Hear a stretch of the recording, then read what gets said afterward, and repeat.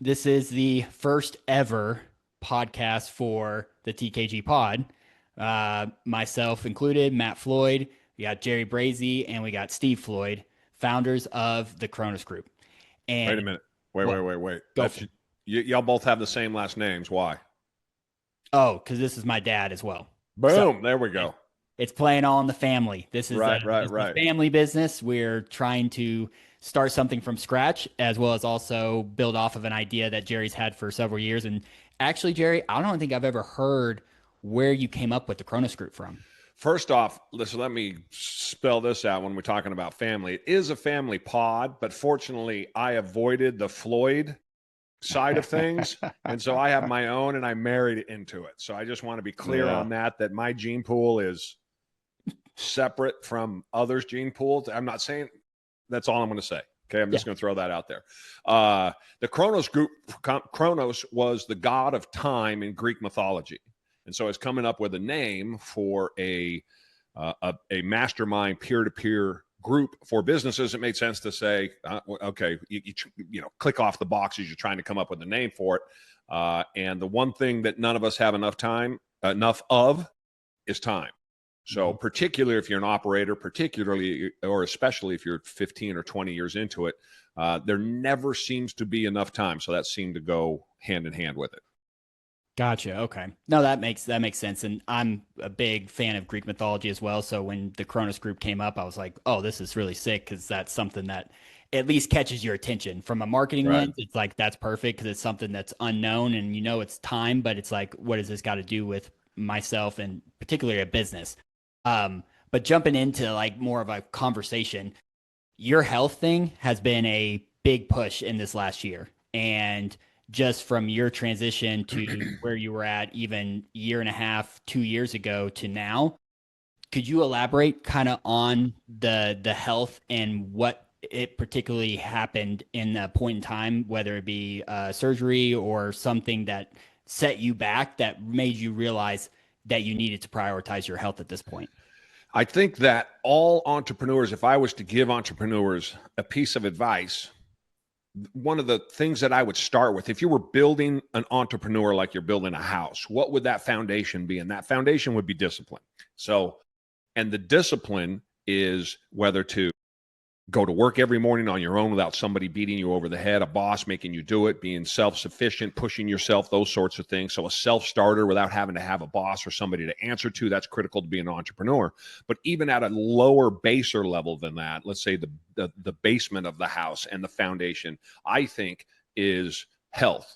So having been an entrepreneur for 30 years and bought and sold all of these businesses and done all the things that I have done, my health was generally pretty good. I played basketball. I was very athletic. I've always been a sports guy. I lifted most of my life. And then when I was 38 years old, I got stuck with this heart issue that blew up my heart, 40% blocked my left ventricle. I was born with it, a thing called hypertrophic cardiomyopathy. And it slowed me down. Lots of drugs to slow my heart down. It doesn't beat as much blood, or doesn't feed me as much blood as it should. So my oxygen levels are down. And all of a sudden, life started to slow down. Meanwhile, my business was absolutely taking off. I was buying businesses. I was buying real estate. I was doing developments. My operating companies were growing. So while my health was struggling, I was addicted to opioids because I broke my back when I was a teenager. While my health was starting to struggle, my business was taking off. I made it through it, but I don't think that, no, I don't, I'm going to rephrase that. For sure, I did not do nearly as well as I could have if in my middle to late 40s, my health was not better than it was, meaning that's probably the sickest I've ever been. That's for sure the worst shape I was in. I had put on, oh God, I don't know. 80 pounds. I was lethargic. I was having AFib issues. That's where your heart races. I was having a bunch of mini heart attacks. I kept going to the hospital and getting cardioverted. Since 2017, I've been in the hospital 61 times. I mean, it was just a constant fight for me. And so your head's not exactly right. Now, that's a way over simplification because not everybody's going to have anywhere near the issues that I had, particularly at the age that I had them. More specifically, take out all of those things. If I just put on the weight, just battling the weight by itself as an example, and just being inactive relative to the gym, had a significant effect on my overall health because you are not as sharp. You just aren't. And mentally, it takes away from your ability to focus and to act. It takes away from that aggressiveness that you need. At least it did for me. And I've seen this in others. So I think this is true, that need to act when you should, or the need to aggressively act when you should. You might be more docile than you might otherwise. And part of that is because mentally your brain is messed with, because you should get up and go to the gym in the morning. That's the first thing that you should do. Maddie came and lived with me for a while, followed me around with the camera. Matt's had some tough jobs, and I'm pretty sure that 6 months that you followed me around for 6 months was a difficult 6 months. Am I right? It was very interesting, to say the least. Yes. Right. And by that interesting, he means up in the dark, back home in the dark, up late into the dark, and up early this next morning, always to the gym, always working, always pushing, always have things going on. And the ability to do all of those things, which are required when it comes to being an entrepreneur, is the critical part. Is if you don't have that foundation underneath of you, health-wise, physically, mentally suffers, emotionally suffers, spiritually suffers, relationship suffers, your ability to make decisions suffers, everything and every part of it suffers. It does not mean that you can't be successful. It doesn't mean that you can't enact the things that you want to do, build a business that you want to build, buy real estate, whatever it might be, build houses, remodel, whatever the thing is. It doesn't mean you can't do it. It just means that everything is harder.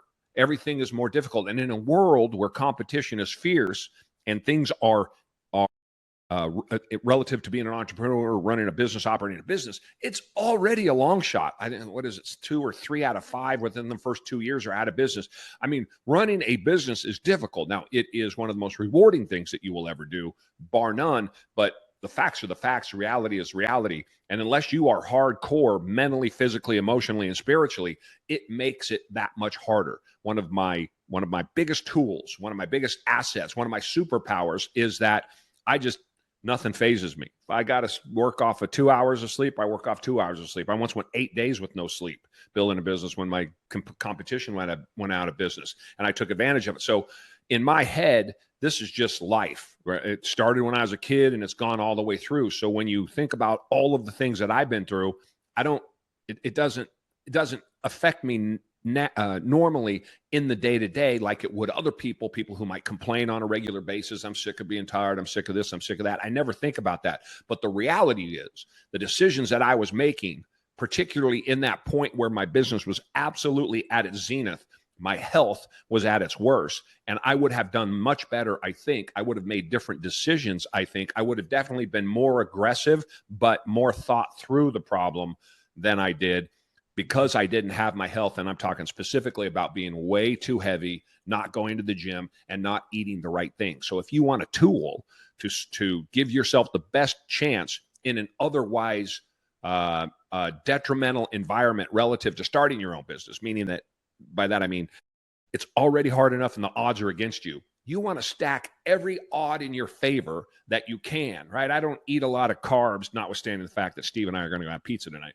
I don't eat a lot of carbs because they just don't make me feel good, and I get too heavy. So I'm in the best shape of my life at 56 years old. That allows me to do the things that I want to do. So that discipline to not eat the food is a superpower, and it bleeds into you doing the other things that you want to do, like this Kronos Group that we're starting. I have so much energy towards this, but that energy has to come from somewhere. And for me, it comes from, like I said, being in the best shape of my life, bench pressing 315 pounds, which I did today for reps.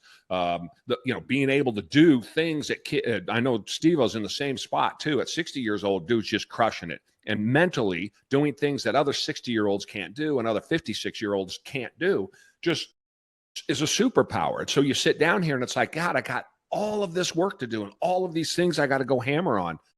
Yeah, just start on 1, 2, 5, 8, 10, and then your day's over. And then I go eat with the family, and then I'll go play pool till freaking midnight or 1 o'clock in the morning, like I did last night. And then come home and watch a movie till 2:33, and back up this morning and straight to the gym today, and whatever it is. My point being is being in shape, having your health, eating what you're supposed to, being disciplined to go into the gym and pound it out is an absolute superpower. And it is putting an asset right at the start if you're starting on your entrepreneurial journey. Now that goes for everybody else, because entrepreneurs are rare, if you are an employee working for somebody else, the rules are exactly the same. You're going to be 10 times the employee you are. If you're in shape, if your mind is clear, if you're disciplined, you get up in the morning and go to the gym, you're going to be better for having done that.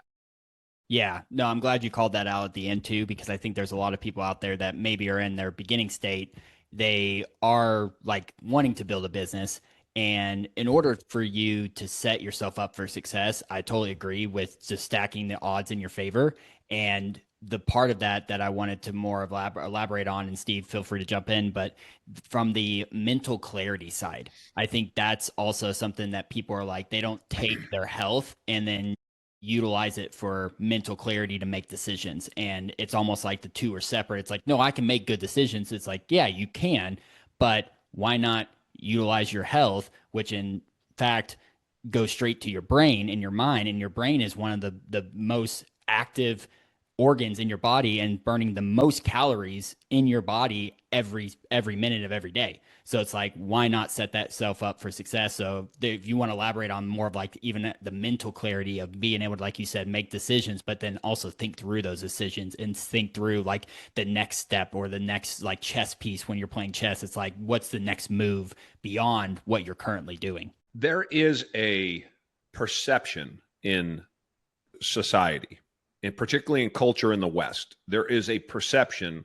that when you get to be my age or Steve's age or older, that you're old. And I hear it every day. Yeah, Steve's parents were old when they were his age. My parents were old when they were my age. I'm more active than you are, Matt, I would bet. Now, that isn't to say that you're not active. It just means to say that unless you're going to the gym for 2.5 hours every single day, like clockwork, 6 out of 7 days, and then doing 6 miles on that off day and a half an hour in the sauna while eating a strict regimented diet every single day, then you're not following along with what 56-year-old Jerry is doing. The point there isn't to say I'm better than you or any of that. It's to say those disciplines at 56 years old, we don't get old because we age, we get old, or that perception of old, or the old that Steve's parents were or my parents were, are because of their lifestyle, the way they lived their life. And so it's not necessarily their fault, because their parents were old in their 40s and 50s. And it wasn't when Steve and my parents were born, the average age in the United States was, I don't know, something like the 50s, right? Mm-hmm. Now it's almost 80 for men. So then going backwards, unfortunately. But the point being is, in that short distance of time, all of a sudden what they perceived being old, 50 years old, is no longer old. And the critical part of not being old, though, when you are our age, is what we eat and the exercise that we get. Those are the functions to it. Those are the ingredients to it. But the book that says put those ingredients into it, the mind, is the critical part of it. You either decide to be old, and that's the reason why your joints hurt.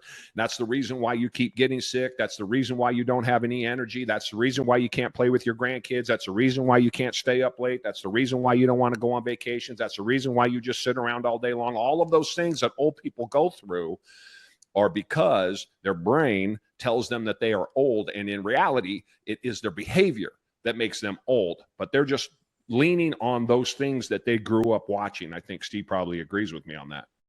Yeah, it definitely is. In some of the work I've done before and working with health and nutrition, that's one of the common things I hear. If I mention something about, brain fog, fatigue, and things like that, it almost universally comes up. Well, I am X number of years old, and we're talking about people that are 5 or 6 years older than me. And I'm talking to them on the phone about getting it together. So there is a perception, as well as like what Clint Eastwood said, why he still kicks and does so much he does in his 90s. And it goes perfectly to the mentality, as he's a quote I always remember. He said, "I don't let the old man in." Yeah. And there is that, and he's talking about the mentality. He doesn't let himself think that he's old. And you can agree with me, as you get to this age. I text Matt a little while back, and he was asking something about our ages. And when I text my age, it really hit me. Like, damn, that's old, in the sense of older, but it didn't even feel like it related to me as the way I live my life. And I think about the things I want to do and that I still want to accomplish. It didn't even register the number that I put on that text and sent to him as to the way I feel and think about myself. Yeah, I agree. And just to build on Steve's point, life is all about perspective. Perspective in business, perspective at home, in life. It's all about perspective. And perspective from an entrepreneurial perspective, from an entrepreneurial point, is a superpower. But in life, it's also a superpower because we have it so easy. We just don't know that. We think, think about it. The richest, most spoiled generation ever. This one right now, this is the greatest time in human history to be alive. And yet we're on more antidepressant drugs, and we're on more overall drugs, and we're more depressed. And we have all of these issues society-wise. 80% of men can't even get into the military, on and on and on. Everybody's overweight. Everybody's obese. Diabetes is an epidemic, all of those things. And yet it is the greatest time in human history to be alive. We lack perspective. My mother and father are 87 years old, still live on their own. My dad goes and drives for me. Guy's just a complete animal. My mother is still great out watering her plants every morning and doing what she does at 87 years old. But she used to be 6 foot tall, and she's maybe 5'9" now. She's a little bent over. Body's starting to give up on her. Mind's still sharp as a tack. And she said something to me a couple of months ago. She said, "I can't believe I'm 87. I look in the mirror and I see an 87-year-old. My brain tells me I'm 27, she says. It's the same thoughts, the same thinking, the same approach, the same mindset that we have, Steve, you and I in our late 50s, and you're now just turned 60. My mother has it 87. Who am I at 56 to complain about, oh my God, I'm 56 or you're 60? My mother is 87 years. She's 30 years older than you and me. And she's like, man, if this body would cooperate, I'm good to go. Right? Because her mind is still sharp because she's so strong mentally. My dad's the same way. Yeah, ask her if she could have that 30-year difference back and relive that thing again. Right. Just to get that physicality back, knowing that the mind is as sharp as yours and mine right now as we sit here.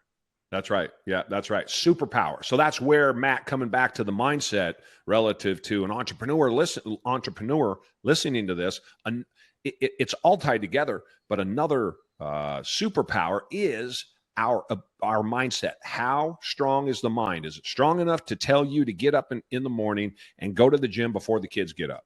Is it strong enough to tell you to get up in the morning and go to the gym before you're going to go battle whatever you have to go battle as an entrepreneur? Does it tell you to get up and go to the gym before you go start your 8 to 5 job, understanding that you are going to be infinitely better having done that? And not complaining about the things you have wrong, because 87's out there just kicking it, right? Thinking she's 27. And so by the time we get into our 50s and 60s, we just got nothing to complain about. So perspective is a critical part in all of those things. Yeah. Now, go ahead. As we say, do this, and as we say, have the discipline, which you do, and you create that mind to do it. I think a fair disclosure is it's not easy. Yeah. I mean, just because we say it, because we do it, a lot of times people that have that high level of discipline in areas of their life think it's easy. And I think it's fair to disclose, okay, just because I have discipline, I say to have discipline, I have discipline. Don't think that I'm not fighting a battle in my mind at different times to go to the gym today, to get up and do this, to have that phone call, to have that conversation. Just because I'm doing it, I think, to help people understand that it's a battle that you'll always fight here and there to want to not be the discipline. It always fights against our nature to do that, even though you find the will to overcome it. I think in fairness to let people know, but there is a battle you're going to fight. So don't act like, well, I tried and it was hard. Really? Mm-hmm. Really? Ain't nothing worth doing that's not hard. Mm-hmm. Right. That's a whole nother conversation right there, where people are like, I know, I was actually watching something on TikTok earlier, and or in YouTube, it was around being able to understand the amount of work it actually takes to build a business. And there's a lot of people, especially my generation and even younger, where if they're looking for a job, for example, they're applying on LinkedIn, they're applying on like Glassdoor, these other websites and stuff. And you ask them, hey, like, how's the job hunting going? Good. I applied for like 6 jobs today. I feel like I'm really tired after that. And it's like, you filled out an application to 6 places and you're tired now and you feel like you did good. I love how the shoe is on the other foot, Matt. Oh yeah. You have a Well, story about this, don't you? oh yeah. It goes back to my first wake up call, I would say, in life with Jerry Brazie. For all those that are listening, it was almost shoot. It had to be about 12 years ago now. You're 12, right 13 out years of ago. college, right? You got your Yeah. first trying to get your first job. Yeah. And Yeah. so I'm working at a company called Fastenal. I'm sitting in a executive chair where it's like right behind a desk, and it's like the boss is out and I'm sitting there taking care of the shop, and I'm trying to think of like what's next. And I remember being like, I don't know, like, I don't know what I want to do. I don't know Because if you had just gotten your degree. yeah. And So I'm now like, you're trying to put the degree to work. yeah. And so I'm Right. trying to take this paper that in all reality means nothing to actual work and saying, hey, I can do this because I did this and no one's willing to hire me right now. And I put a social post up or did I talk to you about it? Okay. Yeah, put you a did. social I and remember that. Yeah. Yeah. And so, And you and some of your buddies were going back and forth on an Instagram That's post. right. I yeah. remember that now. And the phone rings and I see its contact name pops up and it's Jerry Brazie. Well, at this point in time, Jerry is more of like my like cool uncle, be able to hang out with him. I really haven't like dived into the business world with him yet. So I see that and I'm like, all right, I'll go ahead and pick up the phone. He's probably just going to say, hey, how's everything going? Like, what are you thinking about? And if I can't remember exactly, it was like, what the hell are you talking about? And I was kind of I was taken back for a second. I was like, what are you talking about? He's like, that post. What the hell are you talking about? And I was like, well, it's just not working. Like right now I have this degree and no one's willing to hire me. And it had been that you had gone out on 3 interviews or something, or you had put out 3 or 4, or your friends were bitching about they'd put out 3 or 4 resumes and nobody had answered. Yeah. And it was just like either no response or, hey, we just found someone that's a better suit for this business. Well, in my world and all of my peers around me, that was what the level of effort was at the time. And what I realized, and actually the real world, was a wake up call of like, no, are you actually putting in the work? And I remember this time almost like about 2 years ago when I did lose my job from company layoffs, I was applying so many times on LinkedIn that LinkedIn thought I was a bot and blocked me from applying for more jobs. So what did yeah. When that phone rang, what did I tell you? Go ahead, because you delivered it in the way that is the best.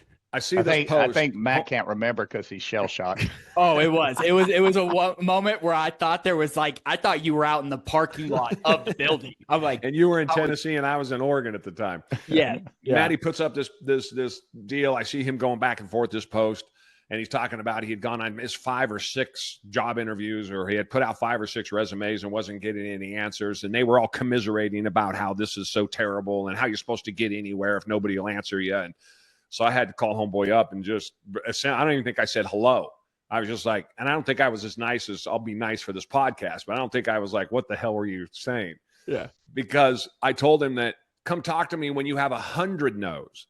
Come talk to me when you have 500 no's, because 500 no's put you in the market of where you can start to complain. At 100 no's, you might want to look at why are you getting 100 no's and what are you doing wrong? Not that the people aren't fortunate enough that you walk through their door and, oh my God, oh, this Tennessee grad, look at, here he is, give him a job. This guy's fantastic. And you're just like walking around. Yeah. I appreciate things. I appreciate. No, you're like Christ carrying the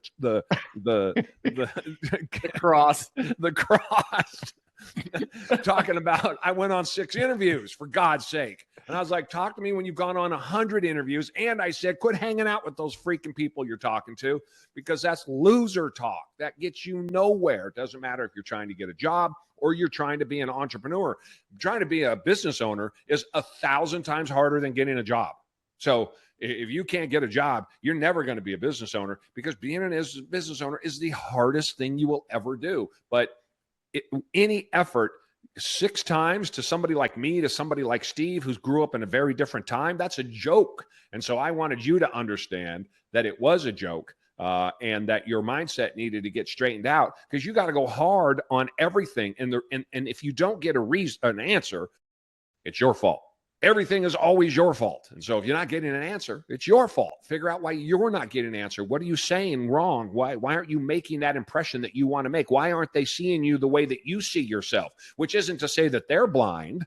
It is to say that you're probably blind because you're not selling yourself correctly. So that was the point that I was trying to make to you, which was just go to work, dude. And to your point of perspective, because Matt, well, you were what, 22, 23?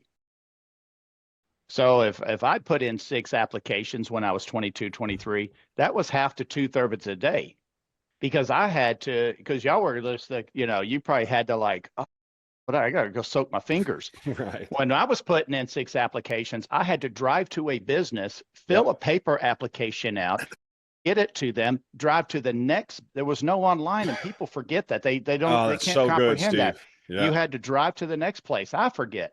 You had to drive to the next place. You had to find it, and you had to go look for the jobs. There wasn't something that gave you 5,000 things. You were looking in the back of a paper, or somebody told you about some, or you just saw a building, and you're like, maybe I'd like to work there. You walk in, you go through the channels to somebody gives you an application. You sit there, fill the application out, turn it back in, get in your car, and figure out without Google Maps, what's the next place I want to go apply or try to do for. So, 6 to 8 applications could be a whole day of activity back when Jerry and I were your age trying to find a job. Now you could mail them in, but you were a sucker doing that. The only people who mailed in an application in those days were dudes trying to stay on unemployment, because they literally enforced the rules in those days, unlike now, where if you didn't go show that you were looking for work on a regular basis, you wouldn't get unemployment. And now I know those rules because I've been an employer. I've never been on unemployment, but I know the rules. To Steve's point, if you mailed it in, that's essentially what you were doing. You had to go because you got to get in front of everybody else. If somebody mailed something in and I'm standing in front of you, you're getting yourself an advantage over all of those other people. They're just not going to look at the stuff that gets mailed in. Yeah, but this is a bigger issue relative to perspective, and this will come up a million times relative to advice that I give to prospective business owners or just people want to do better in their jobs, whatever it is. This works across the board, and that is that, Matt, if you think about when Steve and I were a kid, if I wanted to find out what the population of Guatemala was, right? You know what I would have had to do that? I would have had to, we didn't have a phone when I was a kid. A lot of people didn't have phones in their houses when they were kids because phones were expensive, not like today. And when I'm talking about a landline phone too, and if you called, nobody was on the other end. So we didn't even have a phone. So I had to walk to the bus stop. Right. I had to get on a bus and I had to take it into Southwest Portland where I lived, probably, let's call it an hour, to a library. I would walk into the library and then I had to find the book. The encyclopedia is probably 2 or 3 years old anyway, to find the latest number relative to the population of Guatemala. And then I had to take that information, whatever I needed for homework or whatever else, and take the bus back. And then walk again, in my case, about 3/4 of a mile to my house, where then I could write it down. So that's the amount of effort it took to find out what the population of Guatemala was. Now, Matt, if I asked you what the population of Guatemala was, or Steve, it'd take you more time to pick your phone up and turn it on than to get me that answer. So that is a perspective for younger folks and older folks who've gotten used to the world that we live in today, to how you look at the world and understand that, there are levels that other people work at.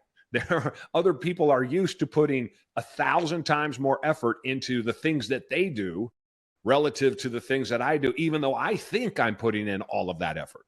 And that's just not reality. There are simply people who work 1,000 times harder than you because they've had to. You might think you're working harder, 1,000 times harder. And I always say, in today's world, to be a good employee, you just have to be average. An average employee is extraordinary.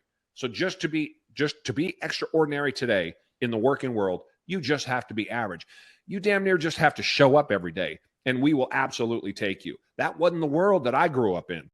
That wasn't the world that Steve grew up in. And so that perspective that we have is a superpower, but it's not one that the younger generation, like you, Matt, can get. You have it for sure, right? But you've heard all of this, and that other folks can get when they're trying to do these things that are so freaking difficult to do, like start a business, get a promotion, get that job you want, move up in your company, get that business that you started rolling, start to make money, success, make more success, move on to the next things. All of those things come from that mindset that you have and that discipline, like we talked about earlier. Yeah, Yeah. we can't leave the question hanging. 18,406,000. Yeah, right. See, And I've known for the last 3 minutes. Right. You're waiting for me to shut up so you can say it. Right. 18 million people. That's insane to any of us. The phone is just insane. For this thing is insane for anybody older than probably 45. I mean, I remember most of my childhood. I remember the first internet search I did was after I had started a company. And I didn't know how to do it. And I had to call a buddy in San Francisco to explain to me how to do an internet search, to look something up. Yeah. And I just started my first company about 6 months into it. That's the first time I'd ever even used the internet. I started my 29 years old. So I didn't use the internet for the first time till I was 29. Yeah. No, and I think based off these perspectives, this is really what the Kronos Group offers, is not a sense of like, hey, here's some good business ideas. Here's some things to go ahead and start building. It's while you're building this stuff, what is that mindset? What is that perspective? What is that understanding of seeking more and understanding that like wherever you're at, good, but you can be better. And it's around like surrounding yourself with those other peer-to-peer group that CEO levels aboard that's able to instill, hey, you're here, but let's like get to this level. And I think there's a lot of young people out there that are building business, but they're building business for themselves. They're not building something that is actually a sustainable business that brings on people, brings on employees. It's a lot of social media. They see the good of business. They see the good of entrepreneurship right now. So everyone's trying to be an entrepreneur, and it's such a vague word now compared to when you guys were growing up, because everyone's like, I want to be an entrepreneur, just like I want to be a YouTuber or a YouTube influencer. Influencer. The amount of work that it takes to be the best or be in that category of the best is almost unknown and foreign concept, and almost a part naive and part dumb from the viewer's perspective, because they're like, this looks good, but I'm not here. Well, how much work did you put in? If you're Michael Jordan, if you are LeBron James, if you're any sports star at all, it doesn't matter what it is, who it is. They've all been coached at different levels. They have the skill, right? Maybe they got the drive. They got the innate ability to do the sport that they're doing. In our case, if we're talking entrepreneurs have the ability to do it. But in front of them were other people that guided them and pushed them along the way and taught them how to hold their elbow in and this, and you got this wrong and this part wrong. And they know this, the people coaching them, because they've come through before. It's not typically people their age, right? Michael Jordan wasn't coached by somebody in his teens. He was coached by somebody probably in the 30s, 40s, or 50s. And some coach that had seen the world and had seen how to do this and how to mold players and how to shoot correctly and all of the rest of these things.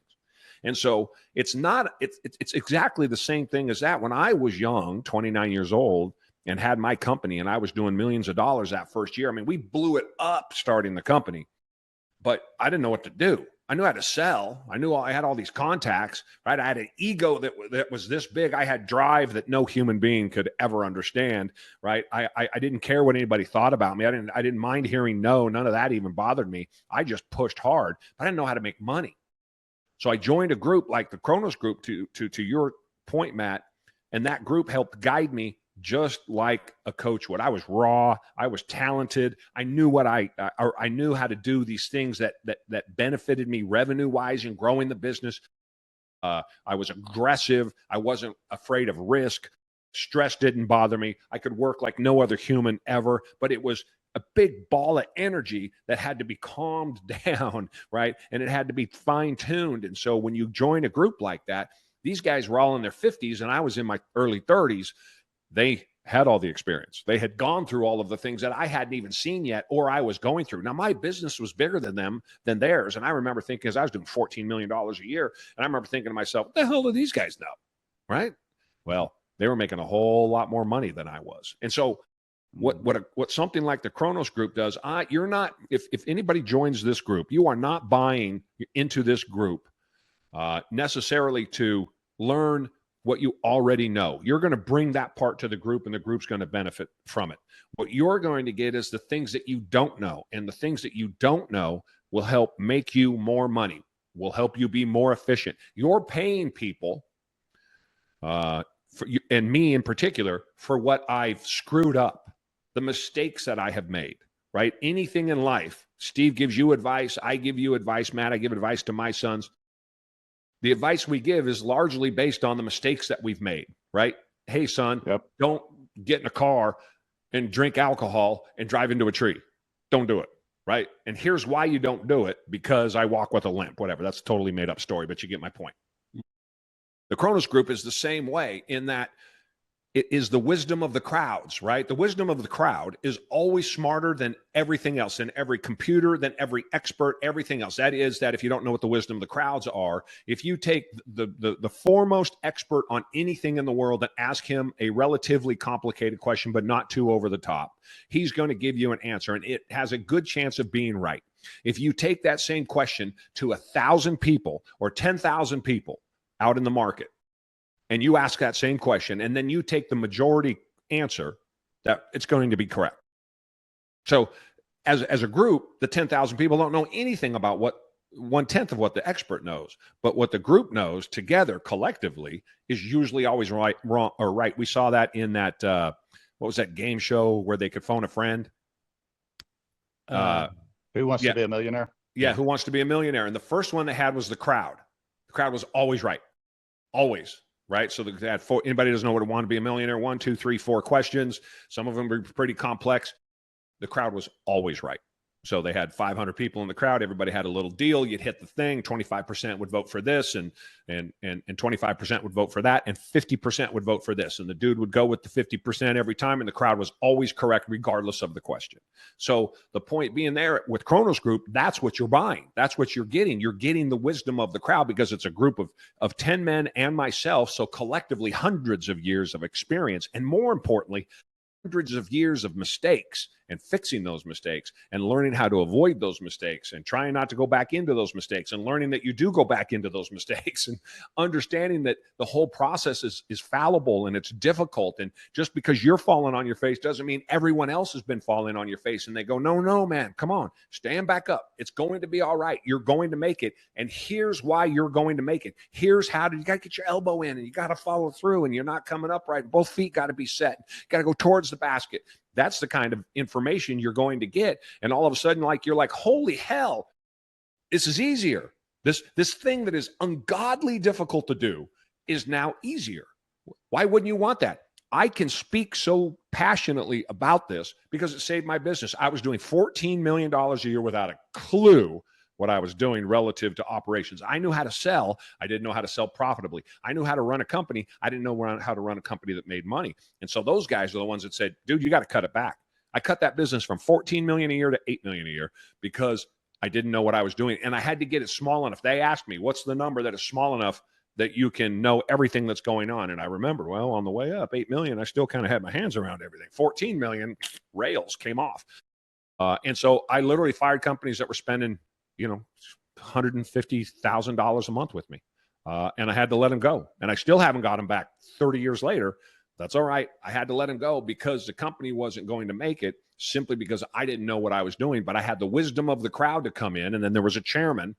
He was in his 60s at the time. He died at 86 years old, who used to be Fortune 500 CEO, came in, and he would sit down with me every month, and we'd go over what the group told me. And I'd get that wisdom and that perspective from the older guys. And then he'd come in and just hammer me on the thing every month because I hadn't done this, and you've got that done yet. You didn't do it the way we talked about, and he'd hold you accountable. And of course, I was very moldable by then. I was just, bring me all of the information you can. You all tell me. I saw the value in shutting up and listening, and it became a whirlwind for me. for 20 years that I was able to go to that group, and through good times and bad times, they help you through it. So they're invaluable from that perspective. But the perspective that they have is what you want. And the more mistakes they made, the better it is for you, because this is a business full of mistakes. That's how you get ahead. Yeah. Now, Steve, do you have anything to add on that? No, but it's just, to me, when you have the multiple, it helps you notice the blind spots. They notice the things. I even think about just driving when I have my wife in the car, how much, I mean, I pay attention. And it'd be interesting to see how many people have accidents when you have multiple adults in the car, because there's more people paying attention and more things can help you with your blind spots you don't even know you're seeing and have coming. Yeah. And this is no reference, on you, Right. Jerry. Left side all the time. Wow. Yeah. To everybody that doesn't know, I'm blind in my right eye in a terrible, horrible event that happened when I was 14 that I have nightmares about. And Steve gives me a bad time about it all of the time. And now I'm triggered. But it does help you with the blind side. We all need that. We all have things in our life that we're missing, because especially when you're focused and you're trying to build something and grow something, and it could be something that's costing you. But until you get with some other people, look at it from a different perspective, back to perspective, then and it just seems obvious. Jerry and I play pool, and he's a much better pool player than myself. Actually, has taught me literally everything I know about the game.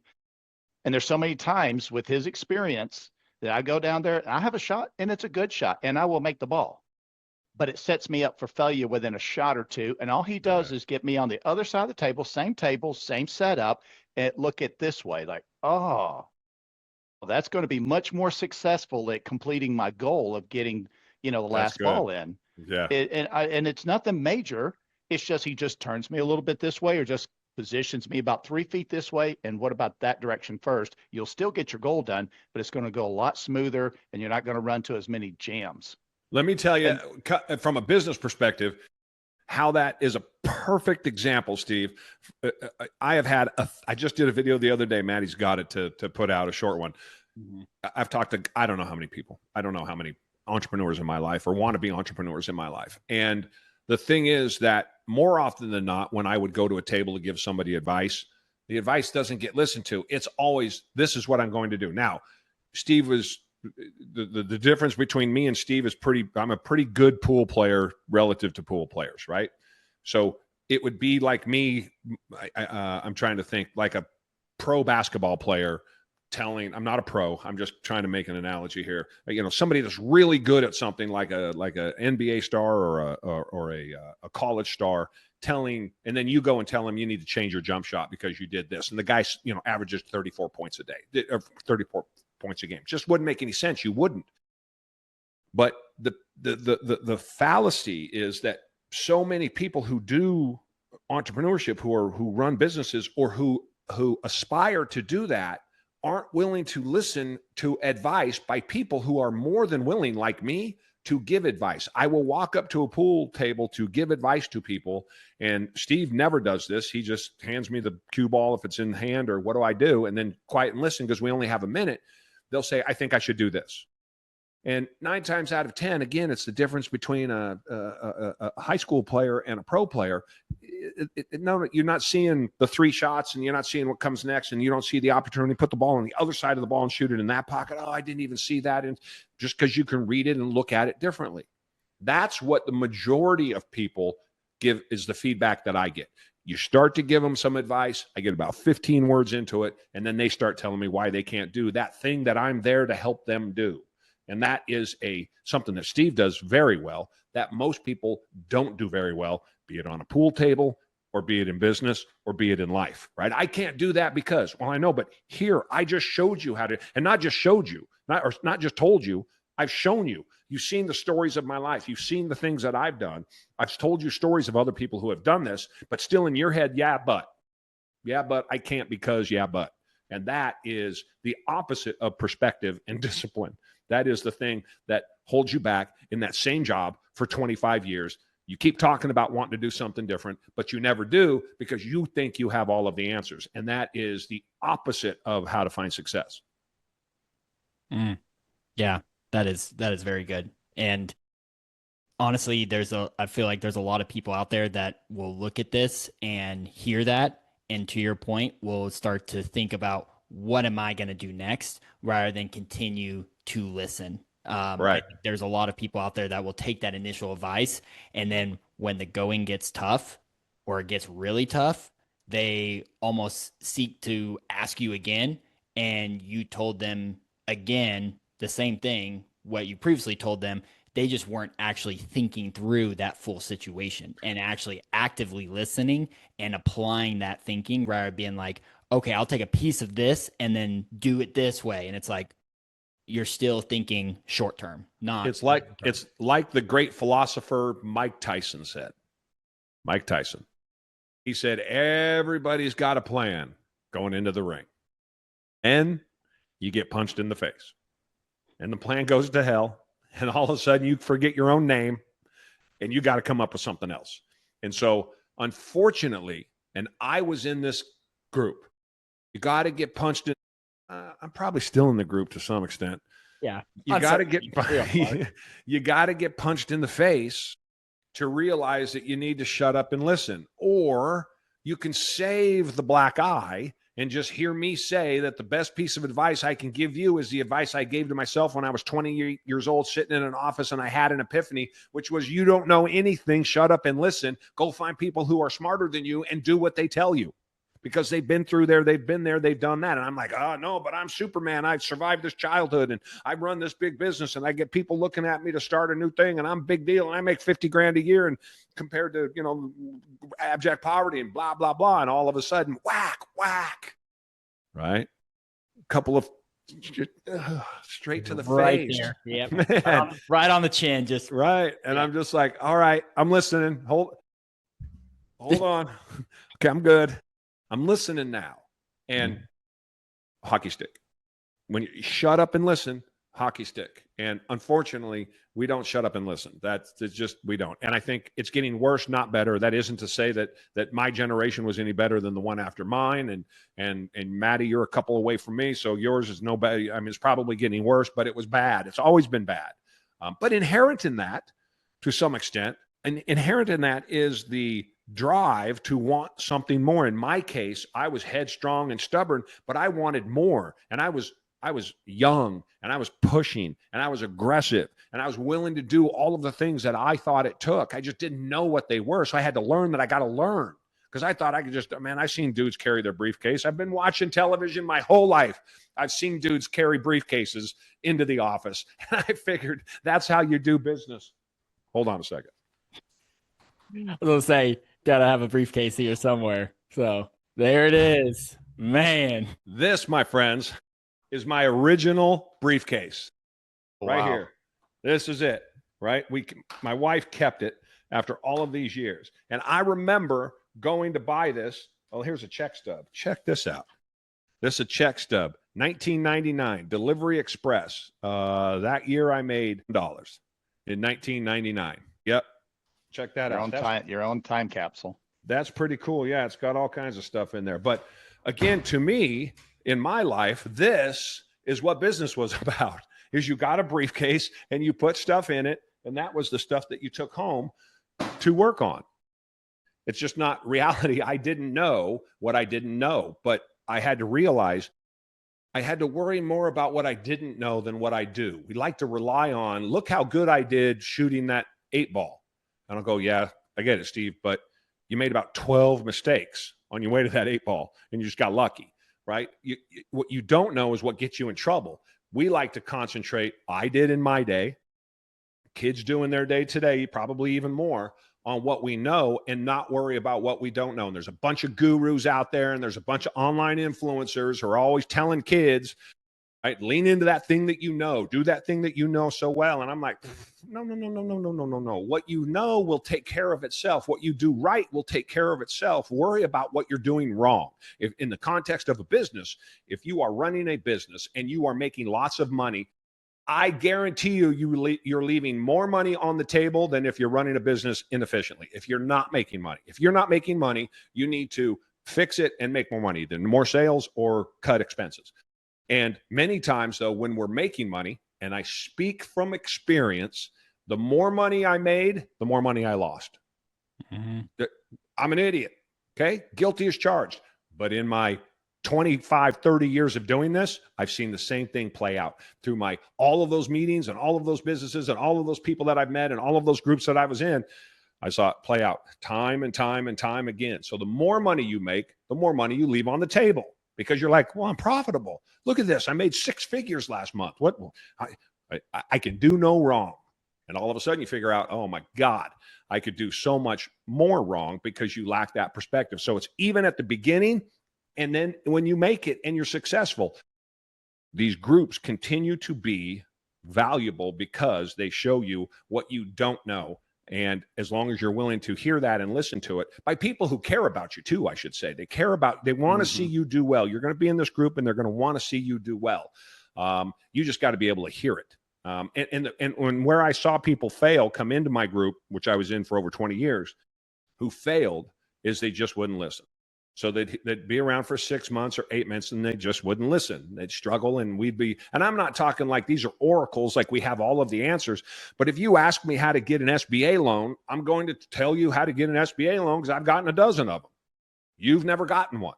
So imagine going through the process and I tell you how to do it and you go, no, I'm not going to do that. It doesn't make any sense. My guy told me this. My guy told me that. I'm like, yeah, I get it. I've done a dozen. No, I'm not going to listen to you. Okay. Good luck. And good luck in the business. Doesn't mean you got to do everything I say or everything the group tells you, but I'm giving that as an example where, within 6, 8, 10 months, that guy disappears because he's not willing to come in and interact and listen to reason, not willing to do things he doesn't want to do. And that is a critical part when you're running a company. Running a company is all about doing things you don't want to do.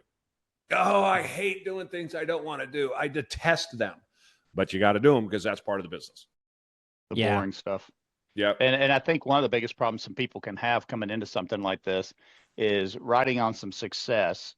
And what they do is they focus on what they got right. And they're so focused on what they got right that they have no idea all the stuff they're missing. And I think some of the biggest problem, I've seen it multiple things, is when somebody is accidentally right or accidentally successful. And they just really believe whatever it was got them to that. And then they get the tunnel vision. I've heard tunnel vision before. You get that tunnel vision. And this helps break you out of that because there's a lot that you're missing that you have no idea because you're so convinced on what worked one time, but you have no way to repeat it. You're going to start struggling because it's not a repeatable. It was an accident and you got lucky. We've seen that in pool. Somebody hits it and whacks it weird and it goes in and like, great. No, that's terrible. Right. Because now you think that bad habit or that bad way of looking at things really works. And that's why pool is I'm so glad you brought that up. Some of the best advice I got about pool is from my friend Craig, who taught me how to play pool like I've taught Steve how to play pool.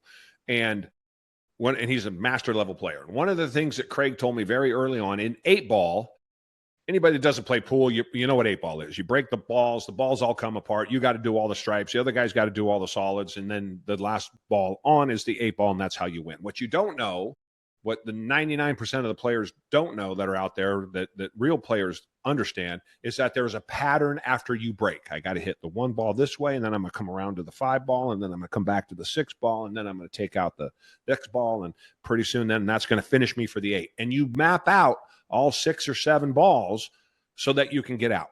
Now, Craig would say, I would tell people, and he's a master at reading that route, I would tell people that this is how you do it. You use this way to get out. But they'd still get out, but they didn't want to do it my way. And they'd say, yeah, but it worked. And I'd say, I know, but it's not going to work every time. In fact, it's going to work less than it did. You made 2 wonderful cuts that if I let you do that shot 5 times, you won't make it 1 time. That sort of thing, right? The easier way would be to do this and to do that, but they don't want to listen, right? Because they got out. And sometimes that success can be the worst thing for you. It was for me. Early success was the worst thing that happened because it happened on top of no kind of foundation, no kind of educational foundation. I didn't have the experience. Now, not having the experience, if I had the experience, I would have never done what I did. So there is that, right? But not having the experience cost me so much money until I learned all of the things that other people knew and then was able to apply it to the business. And running out a rack of 8-ball is the same way. Yes, you can get out. Yes, you did, but it wasn't the easiest way. And that's reflective in business because it's analogous to business, because there are always the guys that get thrown in your face that says, Jerry, I know somebody opened a company and in 2 months they were making $1 million a month. I'm like, okay, yeah, if that's a true story, they're out there, it's happened, but it's freaking rare as the day is long. It never happens. The reality is something very different. And let me show you these steps to make it much easier for you or much less risky for you to go do those things and give you a better chance of being successful or a better chance of running out an 8-ball table. Yeah, I think there's, to that point, I think there's also this understanding of entrepreneurship and how we were talking earlier that everyone believes in entrepreneurship. Everyone can be an entrepreneur. And what I believe that separates this group specifically is the term operator, because Yes. you don't hear anyone talking about operators. And those are the people that are actively working and building. They're not, hey, I have a great idea and I run with it and I get success. Like you said, you stumble into success, or you have a good idea, you start building the business, but you're building the business mainly for yourself and getting to that win.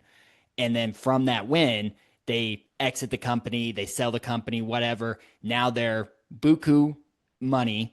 They're somewhat of a founder, CEO, builder, entrepreneur, and they're like, hey, I'm going to give this advice of how I built my business to the audiences on social media. And now I'm calling myself an entrepreneur, but in reality, yeah, they are actually an entrepreneur, but they're not an operator. They're not something that can actually be sustained and go above and beyond where they're currently at. And I think there's so much due to social media. Kids and younger people that are building business are like, I want to be that way because I want to make $1 million. And it's like, Right. you're thinking so short on what you're actually being able to build a legacy. And Right. that legacy is built off of operating. And if somebody is selling you that advice, if somebody says I was an operator or I was an entrepreneur, I made $1 million, and now I'm selling you the 10 steps how to do that. If those 10 steps were so good, why would they want to share them? If that stuff is so revolutionary, why are they sharing it? Right? They're selling you. What's that, Steve? They're selling you the briefcase. Correct. They're selling you the breath. So good. That's exactly what they're doing. They're selling you. And if you have the briefcase, then you've arrived. You are a businessman. That thing's kind of heavy, but for a 56. Oh. There had to be a flex in this.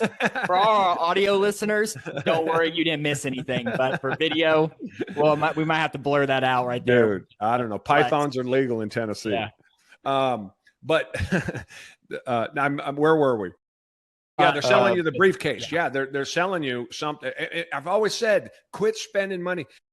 Y'all are looking for shortcuts that don't exist. And these guys are selling you shortcuts just like in the old days where the guy had come in and he'd have the elixir that'll fix everything. And it was nothing but water and some chemicals and mix it together and it tasted like crap. But you were sure it was going to, fix whatever ailed you.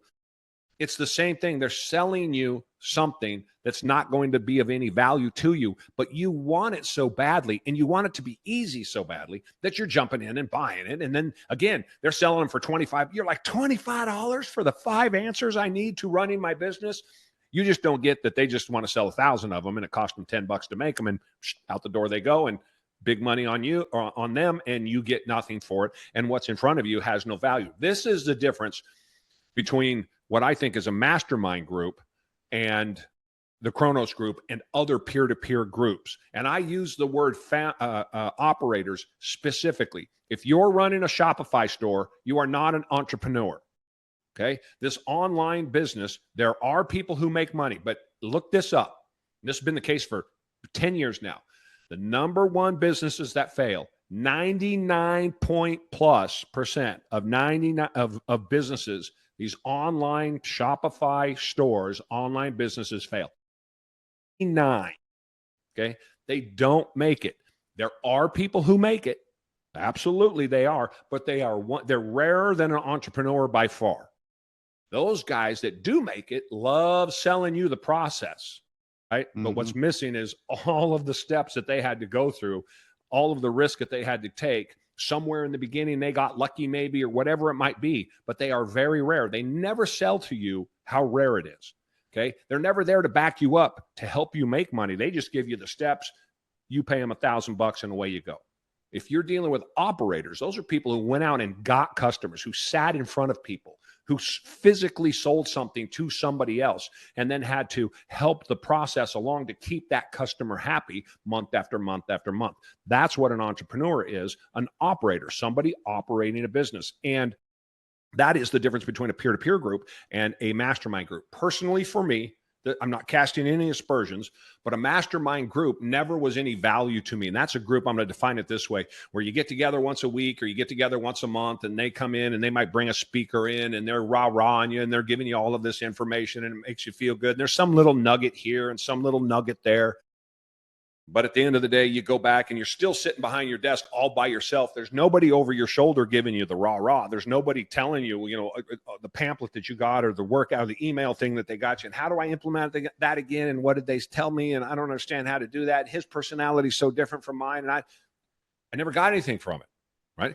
It's like a revival, a Christian revival, right? You go down there and you're pretty sure that it feels like this is the right move to make, but the crowd is all going and you're all going. And then when you're done, you're like, I'm not quite sure what I did. But in the course of a revival, you can always go back around and the pastor will always help you and always walk you through it and help educate you. In a mastermind group, you're on your own unless you pay for it. In a peer-to-peer group, they're on the ground helping you with your operations. Your exact problem that you have. The guy in the mastermind group, he did $1 billion in business and he seems like he's pretty successful and he's pretty smart. But these 5 problems that I'm having on the ground installing children's play areas, nothing he said helps me. Mm-hmm. Meanwhile, I'm in this peer-to-peer group over here and these dudes, I got a guy that's done hundreds of millions of dollars in revenue sitting in here once a month at my desk, and we are working directly on this one single problem that can make me $10,000. In my group for 5 hours, I listened to 9 other people talking about all of their problems and half of the problems I have. So it's not even during my time, my half an hour where I get to talk about my business. I fixed 2 of my problems listening to the other 9 dudes talk and the back and forth and the answers. That is where, for me, the value comes from. It is a board of directors of other operators who've been there, done that, seen it, have experience, and can help you. Or they know who can help you. That's the other thing. They know who. If we don't have the answer, one of us knows. After 30 years in business, I got contacts everywhere. One of us knows somebody that can help somebody else. And so that is the value in what the peer-to-peer groups bring, what the Kronos Group is going to bring. And in particular, the reasons for that is because it is a group of operators that are on the ground helping you with your problems that you are dealing with today. Yeah. I think it's a mindset shift of you gain value, but not from your own understanding, but from the group's understanding. Yes, right. I think that's something that a lot of people, like you were saying, the mastermind or the workshops that they show up and they hear someone and they give that raw, that feel good mentality. They give them, like you said, a few golden nuggets that are like, oh, that's good. I could think about that. But what is actually tangible? What am I actually taking away from this that I can apply tomorrow and start doing? And that's right. That's where there's so many groups out there. And like you said, not casting shade on any one group. It's just more of an understanding of this is what we're actively working through. And myself, I don't have the years of experience that you and Steve do, but I know what I'm working towards and I want to listen and I want to gain that knowledge in other areas of business that I don't have much perception into or experience into, but be able to bring in what I do know and what I'm actively learning and doing every day within this group, within this business, and also for other business owners. And I think that's where the board mentality really starts to show up, because there might be someone in that room that is as good of an operator and CEO as you are, but they might actually be even better in this one key area. That's right. HR, marketing, sales, operations, supply chain, that you're like, I didn't know that. And you were just listening. You were just in the room and you were at the table listening and actually figuring out, how is this going to help me? And it's taking your own perspective and removing it and saying, what can I soak up like a sponge in this room of experience across the board to make me a better operator? And at the end of the day, when you said this earlier, it's your fault. And I think that's what shifted in my mind, and literally my trajectory of my career so far was when I heard that first from you, and that was 12, 13, 14 years ago, that shifted my mentality, which created a whole new career path for me to this day that would have not probably been there if I wouldn't have actually understood what you were saying and then applied it to my own understanding and been an active operator within growing my career. Yeah. And Right. there's so many people that are like, well, it's this, or it was the circumstance, or I just Just the didn't way have it the is. money. Yeah, That's exactly. how things go. And even if it's Well, not part of like your actual problem, but that mindset of it is my fault, even if it had nothing to do with me in the business and I wasn't the business owner, but I was just an employee there, I took it as my problem because at the end of the day, it's my fault. I Right. didn't understand it clear. I didn't provide that communication clearly. I didn't work well with that person. I didn't communicate effectively. There's something in there that as you take that kind of mindset shift and that perspective shift of it's my fault, even if it's not something that's directly applicable to you as a business owner and as an entrepreneur, that is gold because Yep. then you start to critically think about how to make this better, even if it doesn't directly affect you or directly affect your business, it will long term somehow play back into the mix. And you're like, oh, I'm glad I talked about this, or I'm glad I addressed this, or I'm glad I built this system to set this part of the business up for success. And now we're starting to reap the benefits. And it could be 6 months, it could be 9 months, it could be 5 years, it could be 10 years, but it doesn't matter when you're thinking from a perspective of it's my fault. How do I make it better? I think a lot of small businesses, because I've worked for 3 or 4 in my younger years, uh, and I've worked for 3 or 4 of them that went out of business. And it wasn't because they didn't know how to make a widget. Usually they come up with an idea, I can make a widget, I can whatever. But they know how to make the widget, they know how to sell the widget, they know how to install the widget. But there's a business aspect that I'm sure like year 2 or 3, they were riding good. They had no idea what was coming around the corner, whether they're trying to scale, whether they're trying to grow. And every single one of them, even though they knew how to do the business they were in, there was tangibles about it that they just didn't see coming. And I'm sure if any of them, and I knew the owners personally, and I don't know of any of them that were in any kind of a mentoring group or anything. And I'm sure they thought they knew what they needed to know to do the business, but there's so much more to the business than actually knowing how to do the actual product that you have or the service that you have. And just thinking back on them, uh, they didn't realize what was coming around the corner. And by the time I got to the third one, we got to certain points. I wasn't running it, but I was involved in it. And they're like, okay, this isn't looking good. I've seen this before. But that's the first time that business owner in that new business I was in had ever seen that. And to Mhm. have somebody that could step in and say, hey, it looks like you're going good, because year 2 and 3 for all these businesses, they were doing good. One of them was doing a lot of work for Home Depot, and they had more business they can handle, and they flat went bankrupt. And they had as much business because there's such other parts of it that they didn't have somebody say, hey, look at your receivables, look at your, the revenue you're creating. How much do you have going out, your expenditures? And that's just one aspect, but there's so many things that I look back in my experience that they didn't have somebody that could help them and say, look, you're going around this corner, you're going down the road humming. I know you got good traction. You're going to take this curb. You don't see that big hole on the other side of the curb here. And that's what somebody from the outside, somebody like me, comes in and looks at and says, that's going to be the first question, because there is a brain block for entrepreneurs when it comes to cash flow. There just is. We all have it. We all want to grow. We all want to get sales. We all want to get Home Depot on. You all want to do all of this work. Doesn't make you any money. I'll figure out how to make money. That is the song, the what is the word I'm looking for? The motto of an entrepreneur, right? It's so hard to get the business. Then I'll figure out how to make money. Now there is some sense to that. It's not a terrible program as long as your pricing is close, because get the work in-house and then work really hard to try to figure out how to make money off of that. But you really want to be aware of how much money am I losing, so that you're staring at the number every single day, so that you're pounding away to try to figure out how to make money. I am guilty of this, the same as pretty much every entrepreneur I've ever known is guilty of this. And so, Steve, you are describing a problem that I've seen 1,000 other times, which is that we don't keep our eye on cash flow because Home Depot called. Okay. And my first question, and this is what you get from a group like the Kronos Group, or if you had me in to consult with you, one of the first questions I'm going to look at as a unbiased outsider is going to say, what's your cash flow? Blah, blah, blah, blah, blah, blah, blah, blah, blah. How's that Home Depot account? Well, we just brought on Home Depot, so cash is real tight. Well, they're spending how much? $100,000 a month. How you doing on that business? Well, we're not sure yet. 1,000 times that question. I've had that same conversation with myself 1,000 times, right?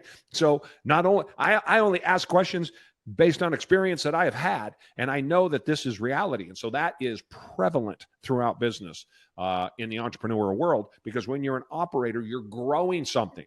You don't understand to cut that thing back. And so you do all of this work. You have to be willing to change today or change tomorrow something that you change today, right? You have to be willing to change today something that you change tomorrow. We would look at issues. We would be putting programs together. We would spend 3, 4, 5 months putting the thing together. Boom, day one, put it out there. Day two, it completely tanks.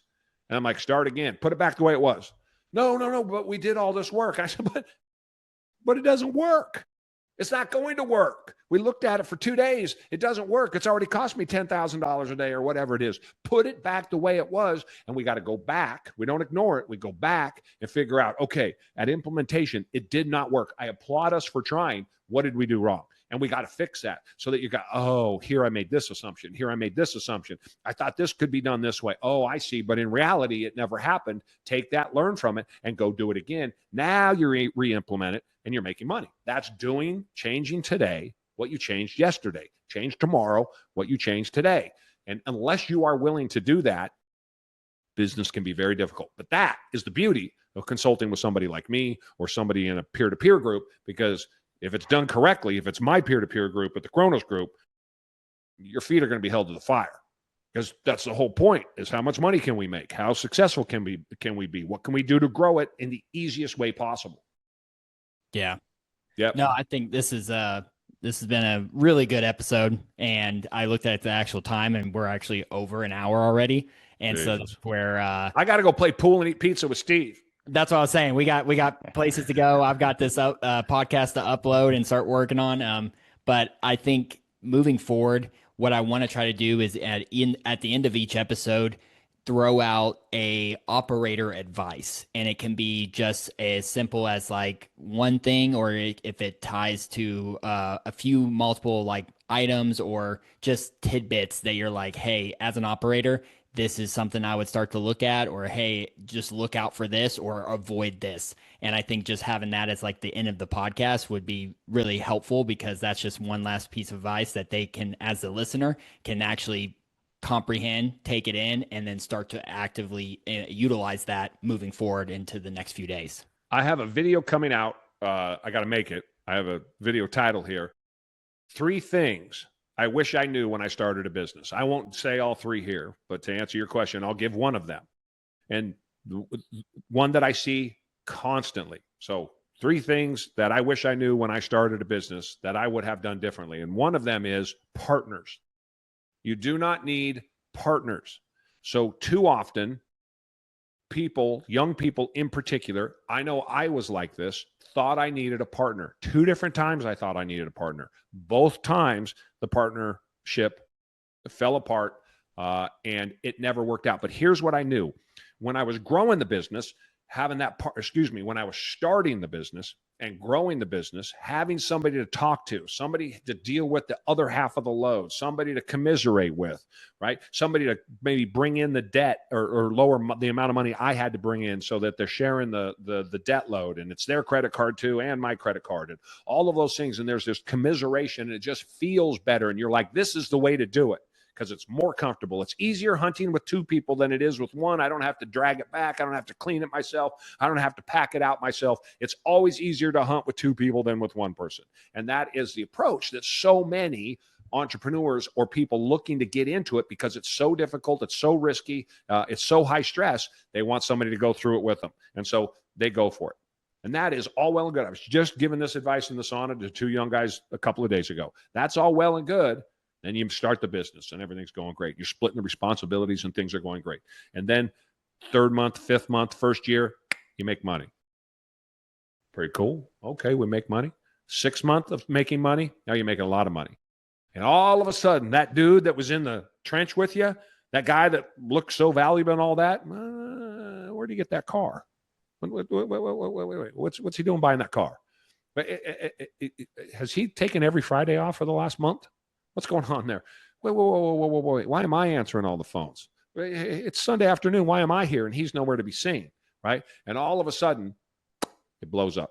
And the catalyst, the fuel, the ignition point is that you make money. Because as soon as you make money, now all of a sudden, when there's the struggle, you love having two people in the fight, two people hunting. When things are going well, this guy's eating the meat from my food. I don't like this program. He's not doing anything, right? But he's gorging himself on the things he hasn't earned. And so then you look at it, and I have seen this. Not only have I lived this, but I've seen this multiple times. I've given this advice many times. When you get to the point where you're making money, you look back and you go, I could have done that. I could have done that. I could have done it. I didn't have to give up half of my company to put this together. I could have done what he did. Now that I have all this experience, where was Jerry? I needed him. I heard this dude in this podcast saying I didn't need a partner. And he was right. I just heard it 6 months, a year, 2 years too late, because you realize you could have done it. Now that's generalizing, but that's been, if you're putting together something that technology wise, and this guy's got this piece and that, there's always exceptions. But generally speaking, if you're going to go start that carpet cleaning business, if you're going to go start that lawn care business, if you're whatever the business is going to be, you can do it by yourself. It's easier, so you're not going to believe me when it's tough in the beginning and you're looking for shared risk. But once it makes money, I promise you, you're going to go, I could have done it myself.